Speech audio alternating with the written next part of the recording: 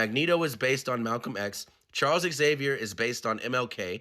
First and foremost, I follow this creator and I very much enjoy his content pointing out issues within fandom, particularly with Star Wars, because y'all know. But it is a new year, a new Black History Month, and a new opportunity to clarify this notion between Professor X and Magneto being based off MLK and Malcolm X. Now, many of us know the first issue of X-Men came out in 1963, and we all understand how turbulent the 1960s were. That said, we have to remember that Stan Lee and Jack Kirby were Jewish American World War II veterans, and they would have stake in the civil rights argument, given they do know about bigotry and oppression, not particularly ours. Were there similarities to the civil rights movement? Absolutely.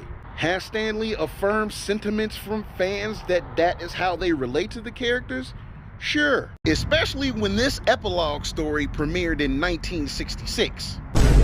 Hold up. But that does not mean they were based on MLK and Malcolm X. And before anyone cites the popularhistory.com article, if you actually take the time to read that article, all the direct quotes from Stan himself say nothing about those characters being based off MLK and Malcolm X.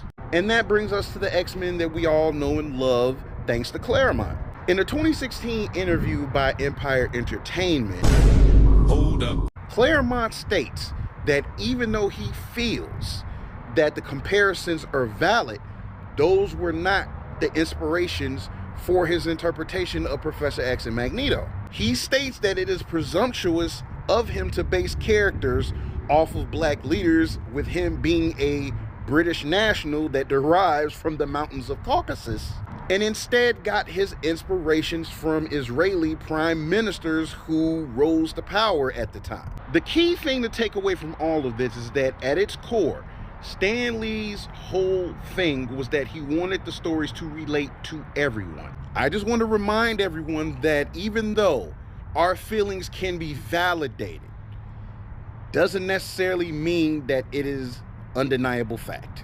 But again, we love the X-Men because it addresses pretty much every walk of life.